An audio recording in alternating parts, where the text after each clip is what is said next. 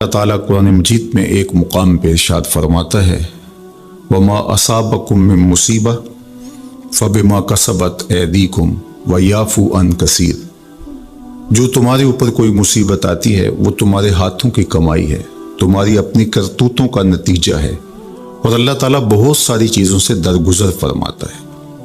یہ اس کی کرم نوازی ہے کہ وہ درگزر فرماتا ہے اور کبھی کبھی گرفت کرتا ہے۔ اگر وہ ہر کوتاہی پر گرفت کرنے لگے تو قرآن مجید میں ایک دوسرے مقام پہ ارشاد فرمایا کہ لوگوں کے ظلم کی وجہ سے، بے جا کاموں کی وجہ سے اللہ اگر گرفت کرنے لگے تو زمین کی چھاتی پر ایک چوپایا بھی زندہ نہ بچ پائے۔ تو اللہ جل شانہ اپنے بندوں کو معاف بھی فرماتا ہے اور ان کی گرفت بھی کرتا ہے۔ پچھلی امتیں جب گناہوں میں مبتلا ہوتی تو ان کو تنبیہات کی جاتی، ان کو سمجھایا جاتا انبیاء علیہ السلام کے ذریعے سے، اور انہیں چھوٹے عذاب کے جھٹکے دے کر کے تنبیہ کی جاتی۔ لیکن جب وہ قومیں نہ سنبھلتی تو اللہ تعالیٰ جل شانہ ان کے اوپر عذاب استیصال نازل کرتا۔ عذاب استیصال یہ ہے کہ وہ قومیں وجود سے مٹا دی جاتی۔ اس امت پر اگرچہ یہ کتنے بڑے جرم ہی کیوں نہ کریں، ان پر عذاب استیصال نہیں آئے گا۔ اللہ کے محبوب صلی اللہ علیہ وآلہ وسلم کا پاکیزہ وجود اور حضور کی رحمت کی تنی ہوئی چادر ہمارے لیے بچاؤ کی ضامن بن جاتی ہے، اور ہم اللہ تعالیٰ کی طرف سے آنے والے عذابوں سے بچ جاتے ہیں۔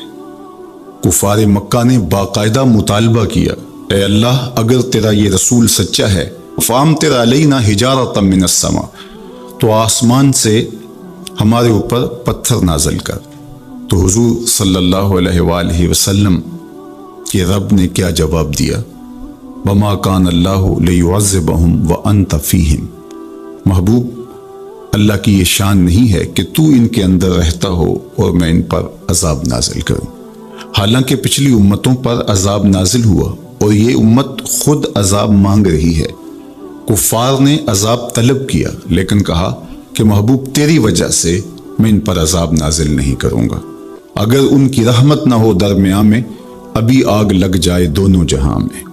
تو وہ عذاب استیصال جو قوموں کے وجود کو مٹا دیتا ہے، امت مصطفیہ پر، حضور علیہ السلام کے غلاموں پر وہ کبھی بھی نہیں نازل ہوگا۔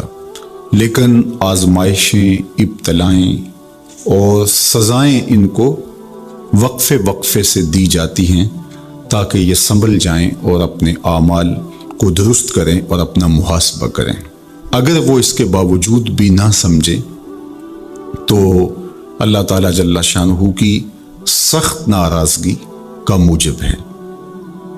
اہل ایمان پر جو ابتلائیں آتی ہیں، جو آزمائشیں آتی ہیں، اس پر جب وہ صبر کرتے ہیں اور اللہ کی طرف رجوع کرتے ہیں تو ان کو اس کا اجر اور اس کا صلہ دیا جاتا ہے۔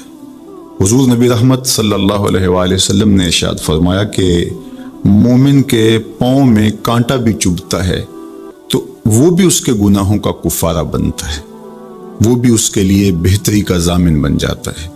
تو جو وبائیں آتی ہیں، تکلیفیں آتی ہیں، تو وہ اس کے لیے بہتری کی ضامن ہوتی ہیں۔ اسی لیے تو وباؤں سے جو اللہ پر یقین رکھتے ہوئے انتقال کرتے ہیں وہ شہید کے زمرے میں آتے ہیں۔ کتنا بڑا درجہ ہے شہادت کا، لیکن ان کو یہ نصیب ہوتا ہے۔ وہ اپنے آپ کا محاسبہ کرتے ہیں۔ کیسے ہمیں پتہ چلے کہ جو مصیبت ہمارے اوپر آئی ہے وہ سزا ہے یا ابتلا ہے؟ تو علماء نے کہا کہ جو وبا، جو مصیبت، جو تکلیف تمہیں پہنچتی ہے اس پر اگر تمہیں اللہ کی طرف رجوع نصیب ہوتا ہے تو وہ ابتلا ہے، اس سے تمہارے درجے بلند ہوں گے، تمہارے گناہ مٹیں گے۔ اور اگر ان آزمائشوں، ان امتحانات اور ان وباؤں کے باوجود بھی تمہارا اللہ کی طرف رجوع نہیں ہوتا اور تم اسی طرح اپنی زندگی کو گزارتے ہو جس طرح اس سے قبل گزارتے ہو تو وہ تمہارے لیے سزا ہے۔ تو مجھے اور آپ کو اس موقع پر دیکھنا ہوگا کہ ہم کس مرحلے سے گزر رہے ہیں، ہماری کیفیت باطن کیا ہے، کیا یہ خوف و ہراس کا عالم اور یہ وبائی امراض اور اس وقت پوری دنیا کے اوپر جو کیفیت ہے وہ ہمارے لیے اللہ کی قربت کا سبب بن رہی ہے، رجوع اللہ کا ذریعہ بن رہی ہے، توبہ و استغفار کا سبب بن رہی ہے، ہم اللہ تعالیٰ جل شانہ کی قربت حاصل کرنے کے لیے کوشاں ہو گئے ہیں، یا کہ ہمارے رویے، ہمارا طرز زندگی اور ہمارا انداز معاشرت بالکل تبدیل نہیں ہوا اور ہم جس طرح کی زندگی پہلے گزار رہے تھے اس طرح کی ہی زندگی بسر کر رہے ہیں، تو پھر یہ ہمارے لیے سزا ہے، ورنہ ہمارے لیے ابتلا ہے، آزمائش ہے، امتحان ہے، اور ہم اس میں اللہ کی قربت کے ذریعے سے اللہ کی پناہ میں آ کے سرخرو ہو رہے ہیں، کامیاب اور بامراد ہو رہے ہیں۔ یہاں ہمیں دیکھنا ہوگا کہ اس وقت سسکتی انسانیت کے لیے ہمارا رویہ کیا ہے۔ کیا ہم نے اشیاء خورد و نوش سے لے کر کے ضروری ادویات تک اور انسانی ضرورت کے لیے اس وبا سے بچنے کے لیے جو ماسک پہنا جاتا ہے اس کو حصول زر کا ذریعہ بنایا، یا کہ ہم انسانیت کی خدمت کے لیے اس وقت میدان عمل میں موجود ہیں؟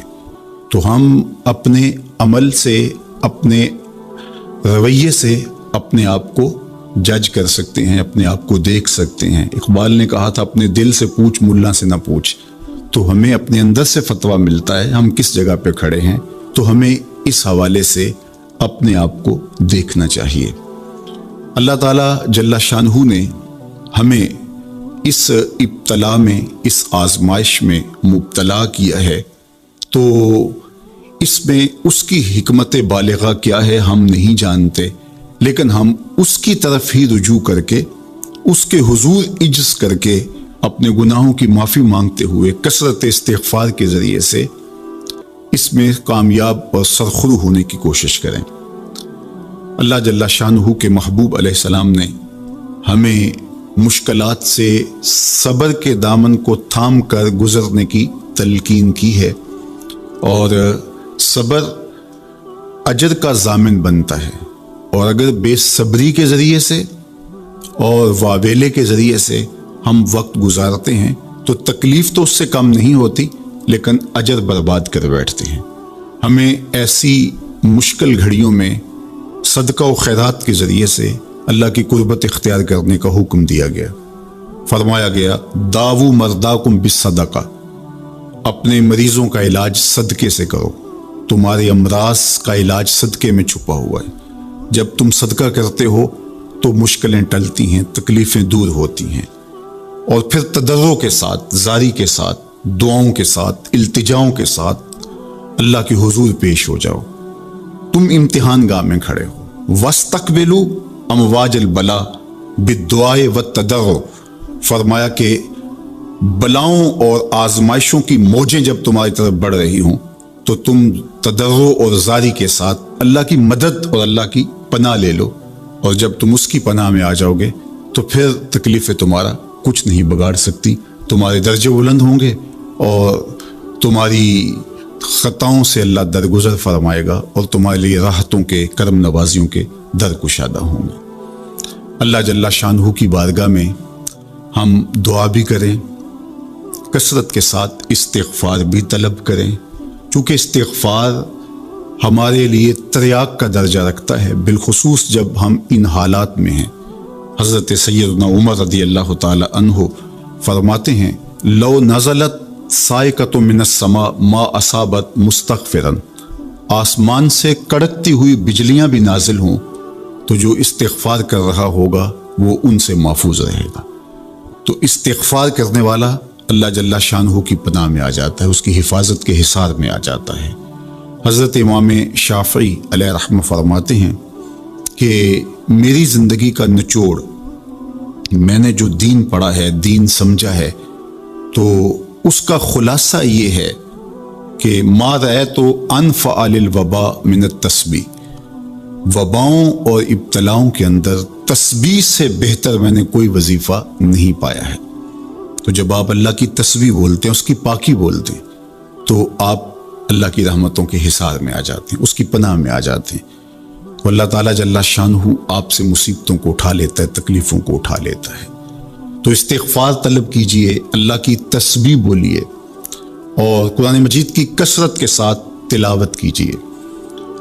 آج جب کہ فرصت کے لمحے ہمارے ہاتھ آ ہی گئے ہیں اور ہم کسی وجہ سے گھروں میں بیٹھ ہی گئے ہیں، تو اس موقع پر ہمیں کتاب اللہ کے ساتھ جڑنا چاہیے۔ کتاب اللہ کے ساتھ ہمارا تعلق جتنا مضبوط ہوگا، اللہ پر یقین اتنا ہی پختہ سے پختہ تر ہوتا چلا جائے گا۔ لیکن آج اگر سویر سے لے کر شام تک اور شام سے لے کر سویر تک ہم اپنا وقت یوں ہی برباد کر رہے ہوں اور ہمیں قرآن مجید کھول کر کے پڑھنے کی توفیق بھی میسر نہ آئے، تو پھر اس کا مطلب یہ ہے کہ ہم اس سزا کو کاٹ رہے ہیں، اس ابتلا سے اللہ کی قربت حاصل نہیں کر رہے۔ تو قرآن مجید کی تلاوت ہمیں اللہ کی قربت دیتی ہے، بلکہ ایک روایت میں آیا کہ جو شخص قرآن مجید کی تلاوت میں مشغول رہا اور اس مشغولیت کی وجہ سے اس کو دعا مانگنے کا موقع بھی نہ مل سکا، اللہ اس کو دعائیں مانگنے والوں سے زیادہ عطا فرمائے گا، چونکہ وہ اللہ کے کلام کے اندر مصروف ہو گیا۔ تو آج کل فرصت کے لمحات میں ہمیں اپنے بچوں کو بٹھا کر کے بھی ترغیب دینی چاہیے کہ وہ قرآن مجید کی تلاوت کریں، اور خود بھی قرآن مجید کی تلاوت اپنے معمولات میں شامل کرنی چاہیے۔ اور جتنے بھی یہ دن ہمیں میسر ہیں، اپنی روٹین اس حساب سے ہم بنا سکتے ہیں کہ قرآن مجید کے ساتھ ہم جڑ جائیں، اور اس کو اگر مفاہیم و مطالب کے ساتھ پڑھنے کا مزاج ہو اور روزانہ 1 پارہ یا 2 پارہ اس کے مفاہیم کے ساتھ، اس کے مطالب کے ساتھ اگر پڑھنا نصیب ہو جائے، تو پھر قرآن مجید کے پیغام کو سمجھنے کا ہمیں موقع مل جائے گا۔ چونکہ یہ کتاب ہمارے آقا و مولا حضور ختم المرتبت صلی اللہ علیہ وآلہ وسلم کی وساطت سے ہمارے نام، ہمارے رب کا پیغام ہے، سندیسہ ہے ہمارے رب کا۔ ہمارے رب نے ہمیں کیا کہا ہے ہمیں سمجھنا چاہیے۔ دنیا کے کسی ایسے ملک سے میرے اور آپ کے نام کوئی خط ہو اور اس زبان میں ہو جو زبان میں نہیں جانتا، تو اتنی دیر تک میں چین سے نہیں بیٹھتا، آپ چین سے نہیں بیٹھتے جب تک اس کے مندرجات معلوم نہیں کر لیتے، اس میں خوشی کی خبر ہے یا کوئی غم کا قصہ ہے، یہ خط میرے نام کیا پیغام لے کر آیا ہے۔ تو صاحب یہ قرآن حضور کی معرفت، ہمارے نام، ہمارے رب کا خط ہے۔ تو ہمیں دیکھنا ہوگا کہ اس کتاب نے ہمیں کیا پیغام دیا ہے، اس کتاب کا حکم نامہ ہمارے نام کیا ہے، اور پھر ہم اس کتاب کو اپنی زندگی میں اتار کر کے اپنے شب و روز کے اندر شامل کر کے اس کی تعلیمات کو ایک پاکیزہ اور ستھرے مسلمان بن کے ابھر سکتے ہیں۔ تو اس موقع سے بھرپور فائدہ ہمیں حاصل کرنا چاہیے۔ اس کی تلاوت بھی کریں، خالی تلاوت بھی قرآن مجید کی تمہیں محرومیوں سے نکالے گی۔ حضرت اقبال علیہ الرحمہ نے اپنے ایک دوست کو خط لکھا کہ قرآن مجید اگر مفاہیم و مطالب کے ساتھ تمہیں نہیں بھی پڑھنا آتا تو پھر بھی اس کی تلاوت کو معمول زندگی بناؤ، اس لیے کہ ناظرہ قرآن پڑھنے سے بھی قلب کا تعلق حضور کے قلب اطہر سے جڑتا ہے، حضور سے قربت نصیب ہوتی ہے اس کتاب کے پڑھنے سے، اس کی تلاوت کرنے سے، چونکہ یہ حضور کے قلب اطہر پہ نازل ہوا ہے، حضور کے سینہ اقدس پہ نازل ہوا ہے، تو اس سے تعلق حضور کے قلب اطہر کے ساتھ جڑنا ہے۔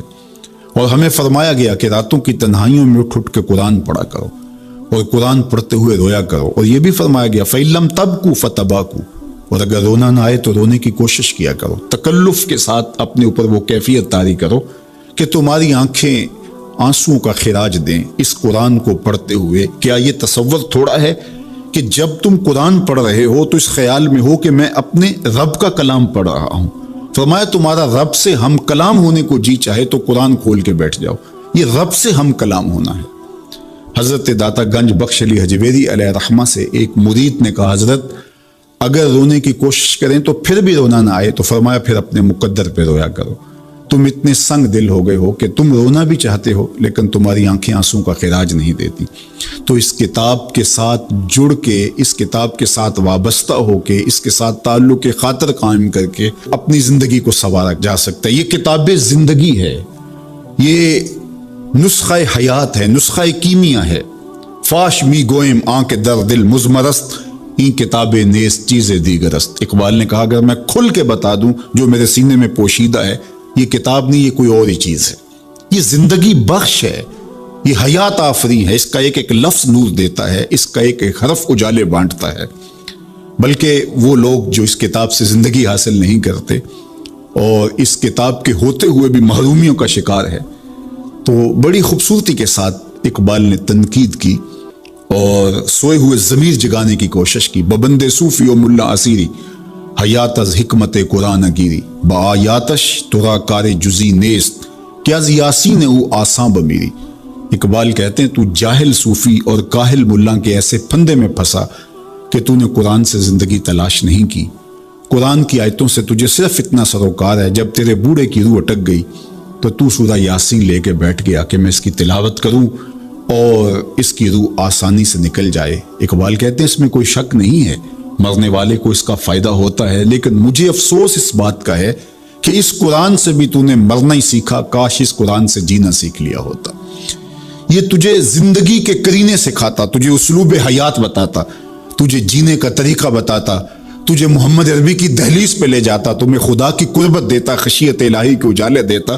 یہ کتاب زندگی بخش اور حیات آفری تھی، تو نے کیوں اس کتاب کے ہوتے ہوئے اپنے آپ کو محرومیوں کے سپرد کر دیا؟ تو یہ موقع ہمیں ملا ہے زندگی کی گہما گہمی میں، زندگی کی چکا چون میں، سویر سے شام تک، شام سے سویر تک بھاگم بھاگ لگی تھی، تو کسی وجہ سے لمحے فرصت کے ہاتھ آ ہی گئے ہیں۔ تو آئیے ہم اپنا ربط کتاب اللہ سے جوڑیں، قرآن سے جڑ جائیں اور اس کی تلاوت کو شعار زندگی بنا لیں۔ گر تو می خواہی مسلمہ زیستن، نیست ممکن جز بقرآن زیستن۔ اگر تو مومن بن کے، مسلمان بن کے جینا چاہتا ہے تو قرآن کے بغیر تیرا ایک لمحہ بھی نہیں بیت سکتا۔ تو اس کتاب کے ساتھ ہمیں وابستہ ہونا چاہیے، روزانہ 1-2 پارے خود بھی پڑھنے چاہیے اور اپنے بچوں کو بھی اس کی ترغیب دینی چاہیے۔ روزانہ ہماری صبح کا آغاز تلاوت کلام مجید سے ہو تو زندگی کتنی خوشگوار، پر نور، تاباں اور منور ہوگی۔ تو اس موقع پر میں مشورہ دوں گا اپنے جملہ ناظرین سے، سامعین سے، کہ وہ کتاب اللہ کے ساتھ جڑ جائیں اور یہ کتاب دیکھنا کہ کیسے موتی اچھال کے تمہاری گود میں ڈالتی ہے۔ یہ دنیا کی واحد کتاب ہے جو اپنے قاری کو اس کے نفسیات کے مطابق، اس کے مبلغ علم کے مطابق، اس کے ظرف کے مطابق اس کو عطا کرتی ہے۔ دنیا کی کتنی کتابیں ہیں جو ایک عام شخص کے لیے تو دلچسپ ہیں، لیکن جو علم کی بلندیوں پر اڑ رہا ہے تو اس کے لیے اس کتاب میں کچھ بھی نہیں ہوتا۔ اور کتنی کتابیں ہیں جو اہل علم کے لیے تو سرمایہ ہیں، لیکن جو نچلے درجے کا عام شخص ہے اس کو اس کی سمجھ ہی نہیں آتی۔ لیکن قرآن ایک ایسی کتاب ہے، اس کو جس طبقہ زندگی سے تعلق رکھنے والا پڑھے، چاہے وہ ایک عام شخص ہو اور چاہے وہ بہت بڑا مدقق ہو، جو بھی پڑھے قرآن اس کو اس کے ظرف کے مطابق فیض دیتا ہے۔ ہم ہوئے، تم ہوئے کہ میر ہوئے، اس کی زلفوں کے سب ہی اسیر ہوئے۔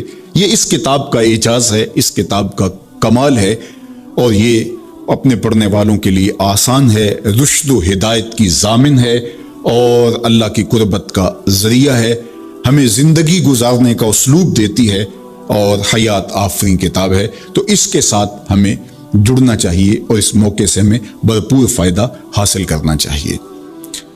ایک بات میں یہ بھی عرض کرنا چاہوں گا کہ اس موقع پر خاص طور پہ ہمیں تھوڑا سا اپنا محاسبہ کرنے کے لیے بھی وقت مل گیا ہے۔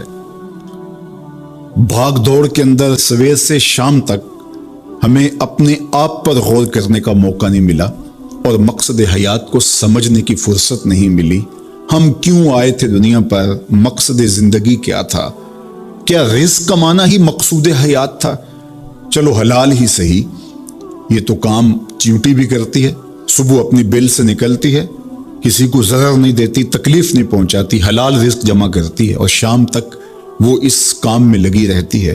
موسم برسات کے لیے بھی جمع کرتی ہے، اپنے بچوں کے لیے بھی ضرورت پوری کرتی ہے، کسی کو تکلیف بھی نہیں پہنچاتی۔ اگر یہی وظیفہ حضرت انسان کا ہے تو پھر انسان میں اور حیوانات میں، بہائم، وحوش، طیور میں فرق کیا ہوا؟ یہ اشرف المخلوقات پھر کس بات پہ ہوا؟ تو کیا یہ انسان کے لیے باعث شرف ہے؟ نہیں، انسان کے لیے شرف کا سبب کوئی اور ہے۔ اس نے اپنے مقصد کو سمجھنا تھا، آنے کے مقصود کو جاننا تھا، اور جو اپنے مقصود زندگی کو ہی نہیں سمجھ پایا تو قرآن نے ایک مقام پہ ارشاد فرمایا، من کان فی ہذہ اعمی فہو فی الآخرۃ اعمی، جو اس دنیا میں اندھا رہا کل قیامت کے دن بھی نابینا اٹھایا جائے گا۔ اس سے ان آنکھوں کی بے نوری مراد نہیں ہے، وہ تو حدیث پاک میں آتا ہے جو آنکھوں سے آزمایا گیا، ان دو محبوب چیزوں سے آزمایا گیا، تو اس کو اللہ تعالیٰ اس کے بدلے میں قیامت کے دن اجر دے گا، صلہ دے گا۔ دنیا کے اوپر اگر کسی کو بینائی نہیں دی گئی تو کتنی بڑی آزمائش ہے۔ جہاں اندھیرا ہے، کائنات کی رنگینیاں، خوبصورتیاں، کائنات کا جمال، یہ کیا کچھ ہے کائنات کے اندر، لیکن وہ کچھ نہیں دیکھ پایا۔ اب وہ ایک عجیب اذیت سے تو گزرتا ہے لمحہ لمحہ، تو اس کا صلہ اس کو اس کے بدلے میں آخرت میں دیا جائے گا۔ تو یہ نہیں کہ دنیا کے اوپر نابینا تھا کوئی، ان ظاہری آنکھوں میں روشنی نہیں تھی تو قیامت کے دن بھی نابینا اٹھایا جائے، اس کا کیا قصور؟ اس سے مراد دل کا نابینا ہونا ہے، جو اس دنیا میں اندھا رہا، جس کے دل نے اللہ کی معرفت کا نور نہ پایا، جو مقصد زندگی نہ سمجھ پایا، جو مقصد زیست نہ سمجھ پایا، میں دنیا پہ آیا کیوں تھا۔ وہ کیا خوب کہا تھا اکبر الآبادی نے، کیا بتائیں احباب کیا کار نمایاں کر گئے، بی اے کیا، نوکر ہوئے، پینشن ملی اور مر گئے۔ زندگی کا یہ مقصد تو نہیں ہے۔ تو زندگی کسی کام کے لیے ہم اللہ کی معرفت حاصل کریں، اپنی زندگی کے مقصود اور مدعا کو سمجھیں کہ ہم کیوں تخلیق کیے گئے، اور ہمیں فہم و فراست اور عقل و خرد سے کیوں نوازا گیا۔ تو وہ مقصد اگر ہم نے نہیں پایا تو اس موقع پہ ہمیں اپنا محاسبہ کر کے غور کرنا ہوگا اور اپنی زندگی کی راہوں کو درست کرنا ہوگا۔ اللہ کے حضور رجوع کریں، سچی توبہ کریں۔ آج یہ تھوڑے سے حالات دیگر گوں ہوئے اور موت آنکھوں کے سامنے رقص کرتی ہوئی نظر آئی۔ ابھی تو ہم نے سوشل میڈیا پہ مختلف لوگوں کی موت کے رقص کو دیکھا، ہم نے الیکٹرانک میڈیا کے اوپر مختلف ممالک کی خبریں دیکھیں اور دل لرزنے لگے، اور جب اپنی آنکھوں کے سامنے ان لوگوں نے یہ مناظر دیکھے ہوں گے تو کیا عالم ان کا ہوگا اور کیا کیفیت ان پر بیتی ہوگی، اور کس کرب سے، کس اذیت سے وہ گزرے ہوں گے۔ اور ہزاروں انسانوں میں سے کوئی ایک شخص آغوش موت میں اترا، اور اس کی سسکیاں اور آخری لمحے اس کی تڑپ اور اس کی بے چینیاں اور اس کے خاندان کی محرومیاں اور ان کی آنکھوں سے برستے ہوئے آنسو دل لرزا دیتے ہیں۔ تو ذرا 2 لمحوں کے لیے تصور کر لیجئے کہ اربوں انسان ہیں، تو چند ہزار لوگ آغوش موت میں اترے تو ہمارا وجود لرزنے لگا، تو وہ لمحہ کتنا دردناک ہوگا جب یہ زمین بھی لپیٹی جا رہی ہوگی، جب آسمان بھی لپیٹا جا رہا ہوگا، اور ہر ذی روح اس دنیا سے رخصت ہو رہا ہوگا، اور خوف قیامت اور قیامت کا وہ زلزلہ، وہ جھٹکا، اپنے اطراف میں دائیں بائیں آگے پیچھے لاشیں گرتی نظر آئیں گی، اور پھر جسموں کے پرزے اڑتے ہوئے دکھائی دیں گے۔ اذا زلزلت الارض زلزالها واخرجت الارض اثقالها وقال الانسان ما لها یومئذ تحدث اخبارها۔ وہ داروگیر کے لمحے، وہ ایک خوفناک چنگھاڑ اور چیخ، وہ اتنا دردناک لمحہ ہوگا کہ ہول قیامت سے پیدا ہوتے ہوئے بچے کے بال سفید ہو جائیں گے۔ وہ اتنا دردناک لمحہ ہوگا۔ تو وہ لمحہ بھی آنے والا ہے، اور ہم سب لوگ آغوش موت میں اترنے والے ہیں۔ اگر اس وبا سے میں اور آپ بچ کے نکل بھی جاتے ہیں تو کیا موت سے ہم بچ پائیں گے؟ تو یہ ہمارے لیے ایک جھنجھوڑنے کا لمحہ ہے، ہمیں تنبیہ کی جا رہی ہے، یہ تازیانہ عبرت ہے ہمارے لیے، اور ہم اپنی آخرت کی بہتری کے لیے کوشش کر لیں اور دیکھیں کہ یہ لمحات زندگی کے اور یہ گھڑیاں جو آج ہمیں میسر ہیں، ایک وقت آئے گا یہ بھی میسر نہیں ہوں گی، اور اگر آج ہم نے عبرت حاصل نہ کی تو پھر سوائے ہاتھ ملنے کے کچھ نہیں ہوگا۔ وہ ایک فقیر تھا، بازار سے گزر رہا تھا تو لوگوں کو دنیا میں کھوئے ہوئے دیکھا تو دل میں رحم جاگا، تو ان کو سمجھایا کہ یہ سب کچھ دنیا ہی نہیں ہے، اس دنیا کے بعد بھی کوئی جہاں ہے، تم نے کسی کے حضور پیش ہونا ہے اور اپنے اعمال کی جواب دہی تمہارے کندھوں پہ ہے، تو آؤ اپنی آخرت کو یاد کرو اور اپنے رب سے تعلق جوڑ لو۔ لوگوں نے کہا جا بابا کام کر، تجھے کیا پتا کہ دنیا کی لذتیں کیا ہیں اور ہم کس کام کاج میں لگے ہیں، جا اپنا کام کر۔ وہ شخص دل برداشتہ ہو گیا، وہاں کھڑا ہو کے آنسو بہانے لگا۔ کوئی شخص گزرتا ہوا رکا تو اس نے ایک شخص کو روتے ہوئے دیکھا تو رک کے کہنے لگا کہ کسی نے تجھے تنگ کیا ہے، کسی نے تیرے اوپر کوئی زیادتی کی ہے، تم کیوں رو رہے؟ اس نے کہا کسی نے کوئی زیادتی نہیں کی، بس ان کے رویے نے رلا دیا۔ کہا کیا ہوا؟ کہا گزر رہا تھا، ان کو دنیا میں کھوئے ہوئے دیکھا، دل میں خیال جاگا کہ ان بندوں کی اور رب کی صلح نہ کروا دوں۔ تو کہا پھر کیا بنا؟ کہا وہ تو مان گیا تھا، یہی نہیں مانے۔ وہ تو کہتا تھا لے آ میری دہلیز پہ، میں سارے گناہ معاف کر دوں گا۔ التائب من الذنب کمن لا ذنب لہ، گناہ سے توبہ کرنے والا ایسا ہو جاتا ہے جس طرح اس نے گناہ کیا ہوا ہی نہیں۔ نامہ اعمال سے بھی گناہ مٹا دیے جاتے ہیں، فرشتوں کی یادداشتوں سے بھی محو کر دیے جاتے ہیں، اور گناہ جس جگہ پہ کیے زمین گواہ ہوتی ہے، ہاتھ پاؤں گواہ ہوتے ہیں، سب جگہوں سے محو کر دیے جاتے ہیں۔ اور گناہ سے توبہ کرنے والا ایسے ہوتا ہے جیسے اس نے ابھی ماں کے پیٹ سے جنم لیا ہو۔ تو کہا وہ تو کریم ہے، سورج ابھی مغرب سے طلوع نہیں ہوا، رحمت کا در کشادہ ہے، توبہ کا دروازہ بند نہیں ہوا، تو میرا خیال تھا ان بندوں کی اور رب کی صلح کروا دوں۔ تو وہ تو مانتا تھا ہم تو مائل بکرم ہیں، کوئی سائل ہی نہیں، لیکن ان سے بات کی تو یہ نہیں مانے۔ خیر وقت گزر گیا، وہی شخص دو ایک دن کے بعد قبرستان کے قریب سے گزرا تو وہی فرد وہاں روتا ہوا پایا گیا۔ تو اس نے پھر اپنی گاڑی، اپنی سواری روکی اور کہا بابا عجیب شخص ہے، بازاروں میں بھی روتا ہے، قبرستانوں میں بھی روتا ہے، آج کیا مسئلہ تجھے ہوا؟ کہا مسئلہ وہی میرا کل پرسوں والا ہے۔ کہا کیا ماجرا ہوا؟ کہا بازار میں گیا تھا اور میرا خیال تھا کہ بندوں اور رب کی صلح کروا دوں، وہ تو مان گیا لیکن یہی نہیں مانے، مایوس ہو کے آج قبرستان والوں کے پاس آ گیا اور یہاں میرا خیال یہ ہوا ان کی اور اس کی صلح کروا دوں۔ تو بڑی دلچسپی سے پوچھا کہ آج کیا بنا؟ کہا آج یہ مان گئے ہیں، وہ نہیں مانتا۔ تو قبل اس سے کہ ہم مانیں، یا لیتنی قدمت لحیاتی، ہائے میں نے یہ زندگی آخرت کے لیے آگے بھیج دی ہوتی، لیکن وقت بیت چکا ہو۔ تو آج وقت ہے، وقت پر کافی ہے قطرہ بھی آب خوش ہنگام کا، جل گیا جب کھیت برسا می تو پھر کس کام کا۔ میں نے تو کتب میں پڑھا ہے کل قیامت کے دن نیکوکار بھی پچھتائیں گے، بدکار بھی پچھتائیں گے۔ بدکاروں کا پچھتانا تو سمجھ میں آتا ہے، نیکوکار کیوں پچھتائیں گے؟ جب وہ اپنے اچھے اعمال کی جزا دیکھیں گے تو وہ پچھتائیں گے، جو چند لمحے ضائع کر دیے وہ بھی کیوں ضائع کر دیے، وہ بھی یاد الہی میں بسر کیے ہوتے۔ اور جنہوں نے اپنی زندگی گناہوں میں گزار دی، خواہشات نفس میں گزار دی، آرزوؤں اور تمناؤں میں بسر کر دی، دو دنی چار کے چکر میں پڑے رہے، دولت کے انبار لگ گئے، پھر بھی نفس رجا نہیں ہے، اندر کی خواہشات تشنا کی تشنا ہی رہی، پھر بھی سیرابی نہیں ہوئی۔ کوزائے چشم حریصاں پر نشد، تا صدف کانے نشد پر در نشد۔ رومی علیہ رحمہ فرماتے حریص کی آنکھ کا پیالہ نہیں بھرتا۔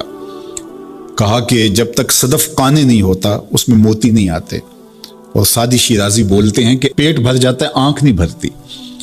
تو ساری زندگی حال من مزید کے نعرے لگاتے رہے، جتنا بھی میسر ہوا پھر آگے بڑھتے رہے، آگے بڑھتے رہے، کسی جگہ پہ بھی فل سٹاپ نہ آیا، اور زندگی یوں گزرتی رہی، بسر ہوتی رہی، اور اپنی زندگی برباد کر دی، حتی زرتم المقابر، یہاں تک کہ قبروں میں جا پہنچے۔ تو آج اپنی آنکھوں کے سامنے موت کا رقص دیکھ رہے ہیں، اور ہم پوری کائنات کے اندر دیکھ رہے ہیں کہ جو وسائل سے مالا مال تھے، جنہوں نے دنیا کو تسخیر کرنے کا دعویٰ کیا تھا، جن کا خیال یہ تھا کہ ہم ہر طرح کے حالات سے نپٹنے کی صلاحیت رکھتے ہیں، ہمارے پاس تمام وسائل میسر ہیں، لیکن آج کس طرح بے بسی کی تصویر نظر آتی ہیں۔ ایک چھوٹا سا وائرس ہے جو خوردبین سے دیکھا جاتا ہے، اور اس نے انسان کو بے بس کر دیا۔ تو انسان کو سمجھنا چاہیے کہ اللہ کی طاقت کتنی ہے۔ ایک تو قیامت کے دن جب لوگ آغوش موت میں ہوں گے اور بڑے بڑے متکبرین، سرکش، متمردین، بادشاہ، شہنشاہ، کج کلا آغوش موت میں ہوں گے، تو اللہ تعالیٰ فرمائے گا آج کس کی بادشاہی ہے؟ تو کوئی نہیں بول سکے گا۔ اللہ فرمائے گا انا المالک، میں بادشاہ ہوں۔ فرمائے گا این المتکبرون، تکبر کرنے والے کہاں ہیں؟ تو کہاں ہوں گے تکبر کرنے والے؟ کوئی سر اٹھانے کے قابل نہیں ہوگا۔ اللہ فرمائے گا میں ہوں متکبر، کبریائی مجھی کو زیبا ہے۔ تو یہ کل جو ماننا ہے تو اچھا نہیں کہ آج ہی مان لیں اور اپنی زندگی کو اس کی راہوں پہ لگا لیں۔ تو یہ مختصر زندگی اللہ کی امانت ہے۔ اللہ جل شانہ ہمیں اس زندگی کو اس کے راستے میں لگانے کی توفیق دے۔ یہ آزمائش کی گھڑیاں، یہ سزا کے جھٹکے، یہ عبرت کے تازیانے، یہ ہمارے سمجھانے کے لیے ہوتے ہیں۔ حضرت امام غزالی فرماتے ہیں یہ ڈوبتا ہوا سورج روز ہمیں بتاتا ہے کہ میاں زندگی پائیدار نہیں ہے، ایک دن تمہاری زندگی کا سورج بھی ڈوب جانا ہے۔ یہ پھیلی ہوئی قبریں، یہ جوانی سے بڑھاپے کی طرف بڑھتے ہوئے لوگ، یہ اٹھتے ہوئے جنازے، یہ سب کچھ تمہیں بتاتے ہیں۔ تم سمجھو اور اپنی زندگی کو خیر کی راہوں پہ ڈال لو۔ آج لمحہ ہے زندگی کا موجود لمحہ، اور آج کا پچھتاوا کل کی بہتری کی ضمانت ہوگا۔ کل کا پچھتاوا سوائے حسرت بڑھانے کے اور کچھ نہیں ہوگا۔ اللہ مجھے آپ کو زندگی کی اچھائیاں نصیب فرمائے۔ اج ساوی نے کھلے راہ بھی نے، انج ٹوک انوکھڑے ٹوک دے نہیں، ٹر پویں تے پینڈے مک جاندے، کار بیٹھیاں فاصلے مک دے نہیں۔ تو آج ایک ایک قدم بھی چلیں گے تو منزل تک پہنچ جائیں گے، لیکن کل یہ قدم شل ہو جائیں گے، یہ زبان بولنے سے بند ہو جائے گی۔ یہ دارالعمل ہے، وہ دارالجزا ہے، پھر دارالجزا میں عمل نہیں ہوگا، پھر پچھتاوا، پھر ڈاڈا پچھتاوا، سخت پچھتاوا، حسرت پہ حسرت، دکھ، اذیت۔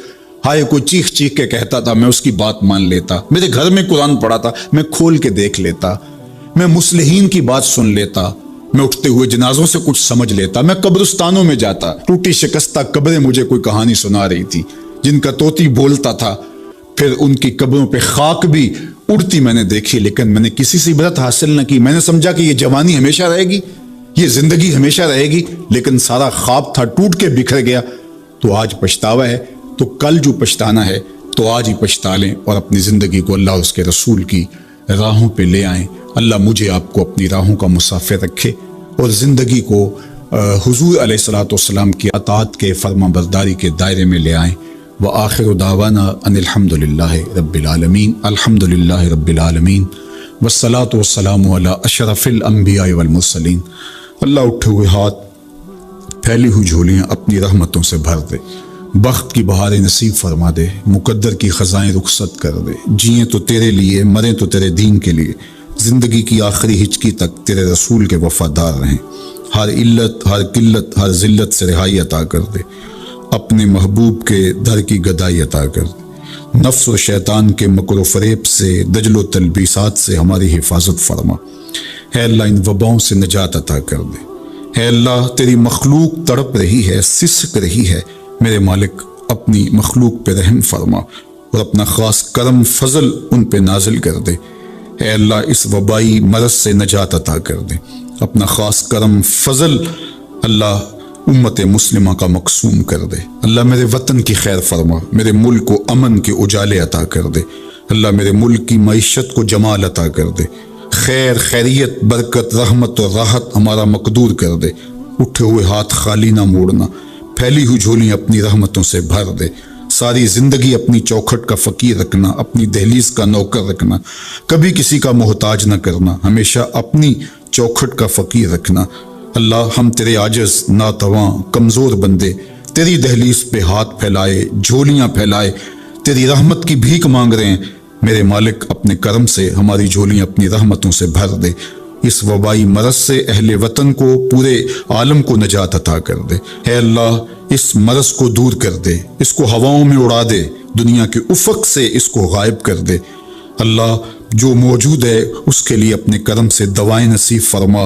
اے اللہ اپنا خاص کرم فضل اس وطن پاکستان کے شامل حال فرما، جو مسیحا قوم کے اس وقت اس بیماری کے ساتھ نبرد آزما ہیں اور مشکل حالات کے اندر مریضوں کی دیکھ بھال کر رہے ہیں، اللہ ان ڈاکٹرز کو حفاظتوں کے حصار میں رکھنا، ہماری پاک فوج، ہماری پولیس اور ہمارے ادارے جس طرح اس مشکل گھڑی میں قوم کے ساتھ آ کھڑے ہوئے، اپنی جانوں کو ہتھیلیوں پہ رکھ کے اے اللہ ان کی حفاظت فرما، ان کے اہل و عیال کی حفاظت فرما، ان کے بچوں کی حفاظت فرما، ان کی نسلوں کو خوشبودار رکھنا اور اپنی پناہوں کا حصار عطا کرنا۔ اللہ میرے وطن میں نظام رسول کی بہاریں پیدا کر دینا، اللہ خیر اور بھلائی مقسوم کر دینا۔ اے اللہ سسکتی انسانیت کا یہ درد دیکھ کر کے دنیا کے جو کارپرداز ہیں ان کو یہ سوچنے کی توفیق دے کہ کشمیر میں، القدس میں اور دیگر بلاد اسلامیہ کے اندر سسکتی انسانیت کیسے وقت کاٹتی ہے، اور دنیا کے اوپر امن کے لیے پائیدار کوششیں کرنے کی توفیق عطا فرما۔ اللہ ہمارے اٹھے ہوئے ہاتھ خالی نہ موڑنا، جملہ ناظرین کی جتنی دعائیں ہیں اللہ اپنے کرم سے مستجاب فرمانا، بے اولادوں کی جھولیاں اولاد سے بھر دینا، دکھیوں کے دکھ دور فرمانا، پریشان حالوں کی پریشانیاں دور فرمانا، بیماروں کو شفا عطا کر دینا، بے اولادوں کی گودیاں اولاد سے ہری کر دینا، انہیں اولاد نرینہ بھی بخشنا، اولاد